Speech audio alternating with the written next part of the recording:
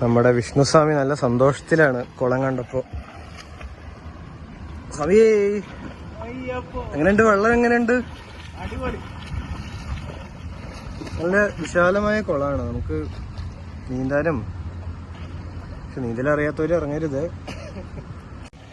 നമ്മുടെ വിഷ്ണുസ്വാമി നമ്മുടെ morning halt നമ്മള് 8:30 എത്തി 20 കിലോമീറ്റർ. ഇനിയിപ്പോ ഇവിടെ നിന്ന് ഹോൾട്ട് മുടിക്കോട് മഹാദേവ ക്ഷേത്രം. അതുപോലെ ആനം കഴിഞ്ഞിട്ട് ഫുഡ് വന്നിട്ടുണ്ട്, അപ്പൊ അത് കഴിക്കണം. കഴിച്ച് കഴിഞ്ഞിട്ട് ഒരു ചെറിയൊരു വിശ്രമം, പിന്നെ ഉച്ചയ്ക്ക് പിന്നെ കഴിച്ചിട്ട് പിന്നെ ഒരു 3-3:30 സ്റ്റാർട്ട് ചെയ്യണം. നൈറ്റ് ഹോൾട്ട് നമ്മളൊന്നും പ്ലാൻ ചെയ്തിട്ടില്ല, ഇനിയിപ്പോ പ്ലാൻ ചെയ്യണം. ഓക്കെ, അപ്പൊ സ്വാമി ശരണം.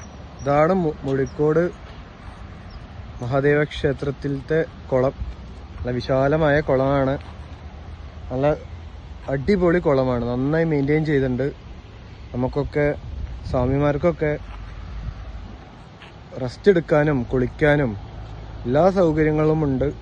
സ്വാമി ശരണമയ്യപ്പ, സ്വാമി ശരണമയ്യപ്പ.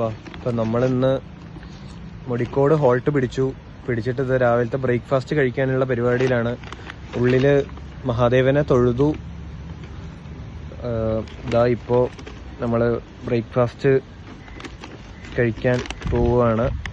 അപ്പോൾ നല്ല വിശപ്പുണ്ടായിരുന്നു, അപ്പോൾ ഞങ്ങൾ ഒരുപാട് ഐറ്റം ഒന്നിച്ച് ഓർഡർ ചെയ്തു. ഇന്നത്തെ രാവിലത്തെ ബ്രേക്ക്ഫാസ്റ്റ് ഞങ്ങൾ കഴിക്കുകയാണ്. ഞങ്ങളിത് സൊമാറ്റോയിൽ ഓർഡർ ചെയ്യുക ചെയ്തത്.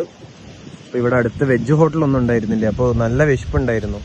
അപ്പോൾ മുടിക്കോട് ക്ഷേത്രത്തിലെത്തിയപ്പോൾ ഞങ്ങൾ കുളിച്ചു, മഹാദേവനെ തൊഴുതു. ഇതാ ഇപ്പോൾ കഴിക്കാനിരിക്കുകയാണ്. നമ്മുടെ വിഷ്ണുസ്വാമി ഓൾറെഡി തുടങ്ങി. സ്വാമി ശരണമയ്യപ്പ.